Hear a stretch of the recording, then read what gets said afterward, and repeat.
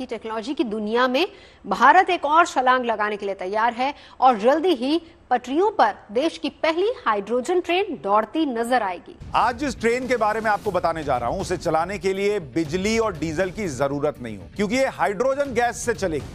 कहां साद रफीक और कहां लालू प्रसाद। भारतीय रेलवे को पटरी पे लाने वाले अंगूठा छाप लालू प्रसाद के बारे में मशहूर है कि जब तक समोसे में आलू रहेगा बिहार में लालू रहेगा।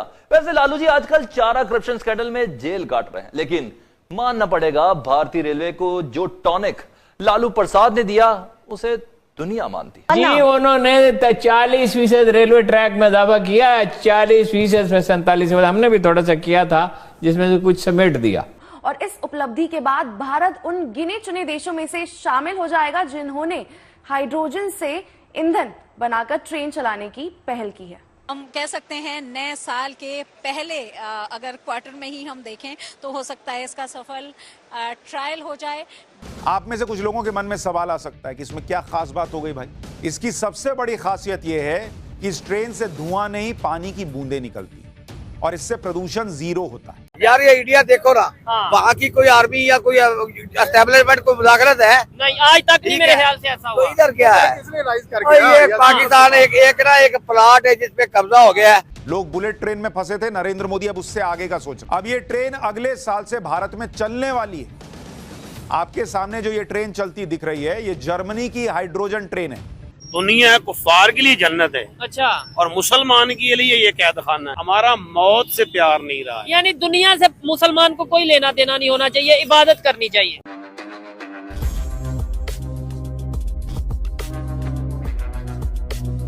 देश की पहली हाइड्रोजन ट्रेन का इंतजार जल्द ही खत्म होने वाला है। नए साल में भारतीय रेलवे के इतिहास में एक नया अध्याय जुड़ने जा रहा है।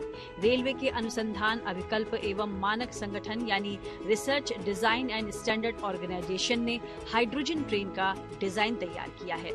इस ट्रेन का सबसे बड़ा फायदा होगा कि इससे प्रदूषण नहीं होगा। जैसा अभी तक का है, या तो इलेक्ट्रिक से ट्रेन चलती है या तो डीजल चलती है, लेकिन अब हाइड्रोजन से भी ट्रेन जल्दी ही हम कह सकते हैं नए साल के पहले अगर क्वार्टर में ही हम देखें तो हो सकता है इसका सफल ट्रायल हो जाए। भारतीय रेल के खाते में एक और उपलब्धि होगी जब हाइड्रोजन ट्रेन चलेगी।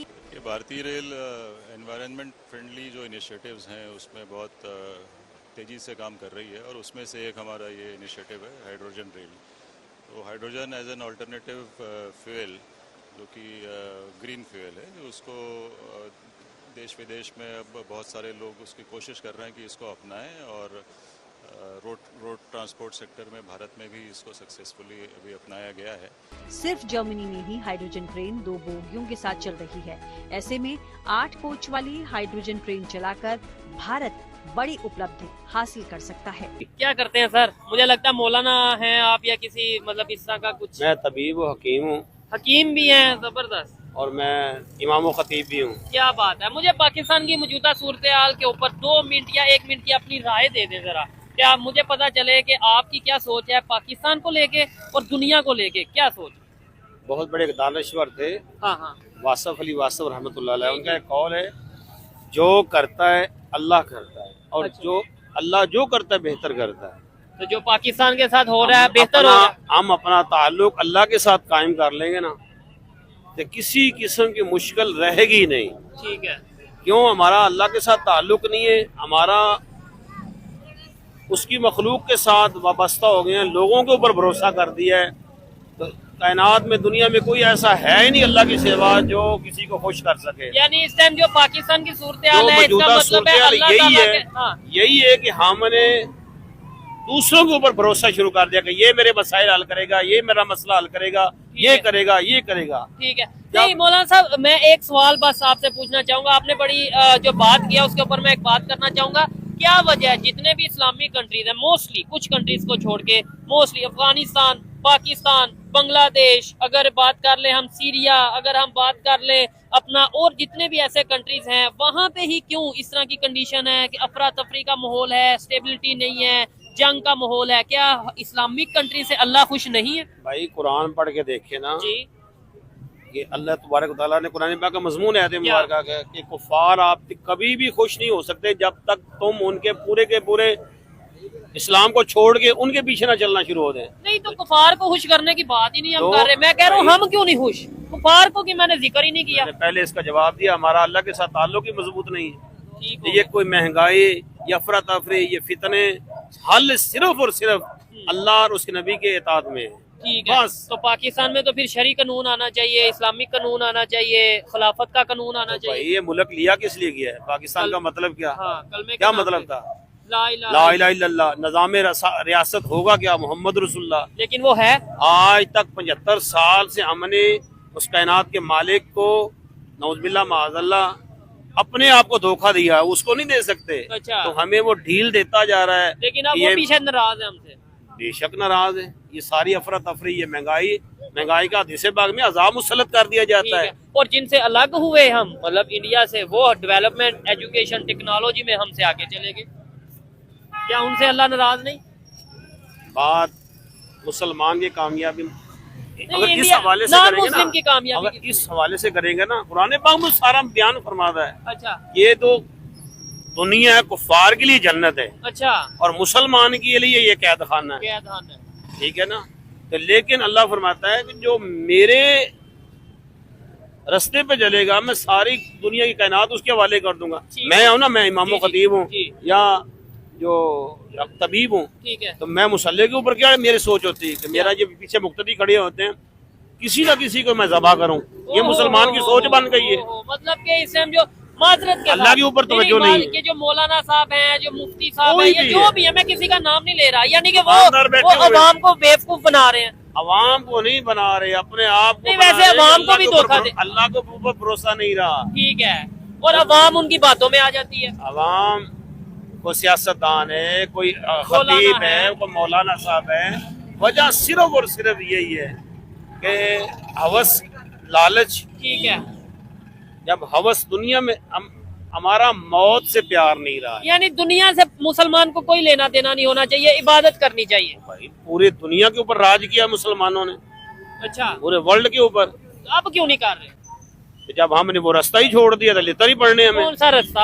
अल्लाह और उसके रसूल का। ठीक हो गया, चले खैर मौलाना साहब की बातें। जी जी जी जी। जब हजरत पूरी दुनिया के अंदर अब सारे कोई भी मसलक वाला, मैं उसकी बात नहीं कर रहा, अहले तशी हैं, अहले सुन्नत हैं, जितने भी हैं, तो सारे हज़रत इमाम महदी का इंतजार कर रहे हैं। अब उनका जो मिशन है वो इमाम हुसैन पाक वाला होगा मिशन। ठीक है। हुसैनियत या इमाम महदी क्यों इंतजार कर रहे हैं? अभी यहाँ अभी आ जाए ना, यहाँ पे हज़रत सैयदना इमाम महदी रज़ी अल्लाह तआला अभी आ जाए। तो ये जो दुकानदार है ना, क्योंकि उन्होंने हुसैनियत का पैगाम आम करना है, मुस्तफा जाने रहमत का पैगाम देना है इनको। अच्छा, ये फराड ना करो, धोखा ना करो, चोरी ना करो, ये बदमाशियां ना करो। मैं जो बात करने लगा, अभी ये दुकानदार उठ के हम सब मिलके इमाम महदी को इधर लटका देंगे। माज़अल्लाह मैं कह रहा हूँ, तो हम अल्लाह और उसके रसूल के रास्ते को छोड़ चुके हैं। अल्लाह और उसके रसूल के रास्ते को हमने छोड़ दिया, नॉन मुस्लिम ने पकड़ लिया, जो वो आगे निकल। आपने ये बोला ना, मेरी बात को समझिएगा, मौलाना साहब से मैंने क्वेश्चन किया, शायद उन्हें हंस गया है या क्या मसला है, मुझे बताएं। आपने बोला कि पूरी दुनिया में मुसलमानों ने हुकूमत की, मैंने मान लिया। अब पूरी दुनिया में मुसलमान मुश्किल में हैं, जलील हो रहे हैं, ओवरऑल अगर मैं बात करूं, लेकिन नॉन मुस्लिम हुकूमत कर रहे हैं, तो क्या अब उन्होंने अल्लाह ताला के रास्ते को पकड़ लिया जो हमने छोड़ दिया और वो आगे निकल गए? हमारे सारे असूल जो कुरान के हैं उनके पास है, सच वो बोलते हैं, वो किसी को देते हैं। अच्छा। किसी के साथ फ्रॉड नहीं करते, अपने हमसायों का हकूक का ख्याल रखते हैं, छोटों के साथ शफकत मोहब्बत, बड़ों के साथ अदब करते हैं। ये सारे के सारे इस्लामी कवानीन थे, जो कुरान के मुस्तफा जान रहमत सल्लल्लाहु अलैहि वसल्लम के कवानीन थे। कौन मुसलमान, मैं हूँ, आप है, कौन करता है? तो ये नॉन मुस्लिम कर रहे हैं इस टाइम ऐसा। खसूसन अब देखे ना, पूरी दुनिया में जो सच बोलने वाली कौम है पहले नंबर पे जापानी है। ठीक हो गया। क्यों है? ठीक हो गया, लेकिन ये सब कुछ हम इस्लाम के नाम पर मार्ग वजूद में आए हैं, तो हम, लेकिन हम कुछ ऐसा नहीं कर रहे। हम इसी वजह से ये मुल्क अफरा तफरी का शिकार है।